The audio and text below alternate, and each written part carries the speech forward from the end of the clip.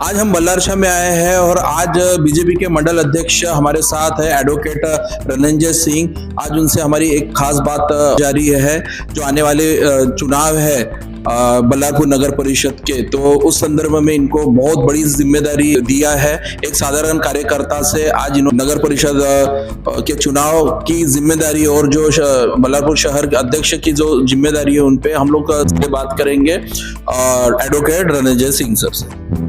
नमस्कार सर। नमस्कार।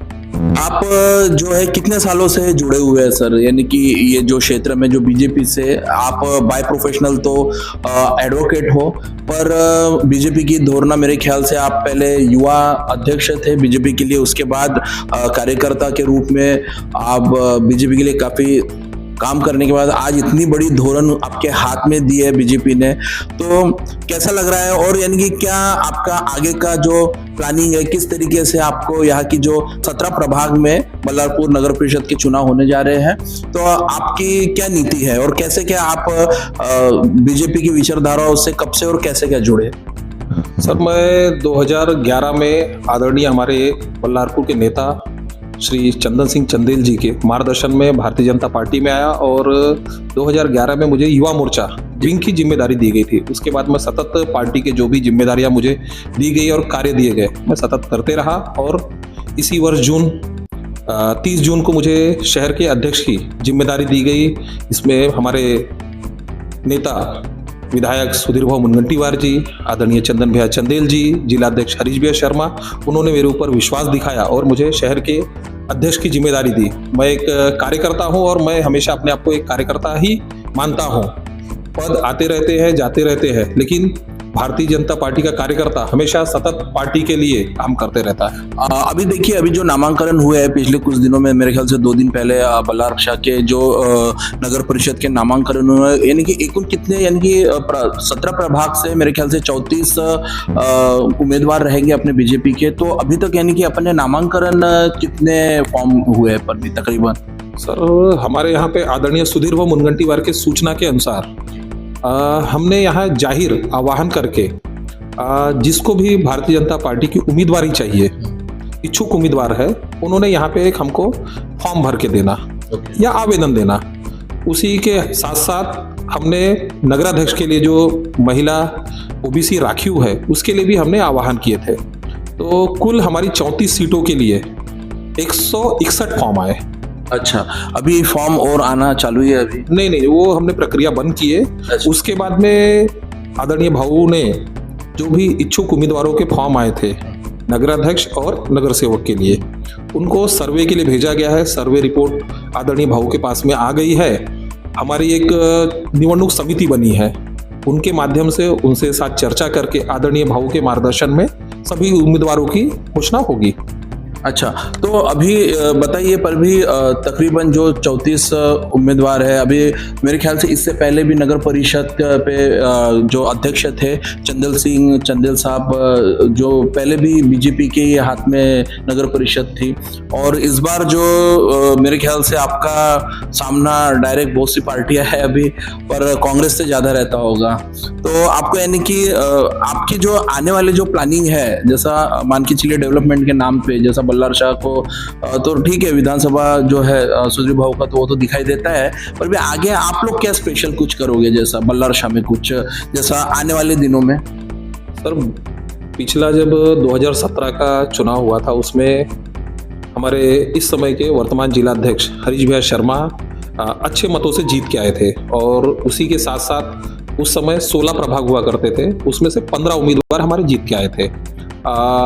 आदरणीय सुधीर भाऊ के मार्गदर्शन में, आदरणीय चंदन भैया के मार्गदर्शन में, हरीश भैया के मार्गदर्शन में इस शहर का भूतो न भविष्यो इस प्रकार का विकास हुआ है। आप किसी भी एरिया में आप चले जाएंगे, किसी भी प्रभाग में चले जाएंगे, पार्टी ने, हमारे नेता सुधीर भाऊ मुनगंटीवार जी ने, आदरणीय चंदन भैया ने ये नहीं सोचा कि यहाँ पे भारतीय जनता पार्टी का नगर सेवक है या नहीं है। उन्होंने इस शहर के कोने कोने में विकास किए, चाहे 24/7 जल व्यवस्था के लिए जो हमने प्रयासरत है, हमने अभी वो व्यवस्था भी हो नहीं पाई है, लेकिन हमने हर घर फ्री कनेक्शन दिलवाए हैं। आदरणीय सुधीर भाऊ के मार्गदर्शन में हर घर लाइट पहुंच चुकी है, लाइट की अच्छी व्यवस्था, रोड, नाली, गार्डन, घूमने के लिए ऐसी कोई ऐसी व्यवस्था नहीं है। ऐसी हम जिस प्रकार से अपने घर को सजाते हैं उसी प्रकार से आदरणीय सुधीर भाऊ ने इस शहर को सुंदर करने के लिए प्रयास किया है। आप शहर में कहीं भी निकलेंगे, आप देखिए, आप जहां बैठे हैं बाजू में बस स्टैंड है। ऐसा बस स्टैंड मैं भी लगभग 10-15 स्टेट में गया हूं, लेकिन इतना सुंदर बस स्टैंड मैंने कभी नहीं देखा। आप बगल में चले जाइए, पुलिस स्टेशन है। लोग पुलिस स्टेशन जाना पसंद नहीं करते हैं, लेकिन आप पुलिस स्टेशन जाके देखिए। नगर पालिका की इमारत जो बन रही है, जब पूरी हो जाएगी तो आप देखेंगे कि मुझे नहीं लगता विदर्भ में कोई नगर पालिका की बिल्डिंग इतनी सुंदर होंगी। आप चले जाइए, SNDT यूनिवर्सिटी बन रही है। महाराष्ट्र में दूसरी यूनिवर्सिटी है, एक मुंबई में है, दूसरी यहाँ बन रही है। इतनी बड़ी और भव्य यूनिवर्सिटी बन रही है। बॉटनिकल गार्डन है, रोड देखिए, एंट्री गेट देखिए। आपके जिस एरिया में जाएंगे एक से एक इमारतें, SDO इमारत है, SDO का है, रेलवे स्टेशन का सौंदर्यकरण हुआ है। ऐसा कोई विषय नहीं है। छठ घाट है, गणपति घाट है, ओपन जिम है। हमने आदरणीय सुधीर भाऊ के मार्गदर्शन में हर जगह पे विकास करने की कोशिश की है, और जो हमारा आने वाला चुनाव है उसमें हम विकास के विषय पे हम इलेक्शन लड़ने जा रहे हैं, और हमारा नेतृत्व आदरणीय सुधीर भाऊ कर रहे हैं। उन्होंने हमेशा जात पात ना देखते हुए हमेशा सबको मदद किया है, और व्यक्तिगत हो चाहे किसी भी प्रकार की, उन्होंने हमेशा मदद की है। और चुनाव में शुरू करते हुए हमने हर प्रभाग में हमने महिला बूथ की, पुरुष बूथ की बैठकें ले चुके हैं। उन बैठकों के माध्यम से हमने 2,500 से 3,000 लोगों के साथ में डायरेक्ट संपर्क किए हैं, और ये कोई जाहिर सभा नहीं थी। हमने घर जाके, यानी हर प्रभाग में किसी के छत पे बैठक, किसी के हॉल में बैठक, इस प्रकार से हमने करीब 2,500 से 3,000 लोगों के साथ में संपर्क किया। उसी के साथ में अभी 2 दिन पहले 10 तारीख को हमने 4,000 महिलाओं का मिड़ावा लिया, जिसमें केवल और केवल बल्लारपुर शहर और हर प्रभाग की महिलाओं ने यहाँ उपस्थिति दर्ज कराई। और सुधीर भाऊ के मार्गदर्शन में उन्होंने भारतीय जनता पार्टी का काम करने के लिए, हर उम्मीदवार को जिताने के लिए संकल्प लिया है। और उन्होंने सुधीर भाऊ के मार्गदर्शन में बल्लारपुर शहर के विकास के लिए उन्होंने अपने आह्वान पे काम करने वाले हैं। देखिए सर, मैं ये तो आपने बहुत अच्छा यानी कि जो बताया, जो डेवलपमेंट और सुधीर बाबू को विकास पुरुष के नाम से भी जाना जाता है यहाँ पे बल्लार शाह में और बल्लार शाह विधानसभा क्षेत्र में।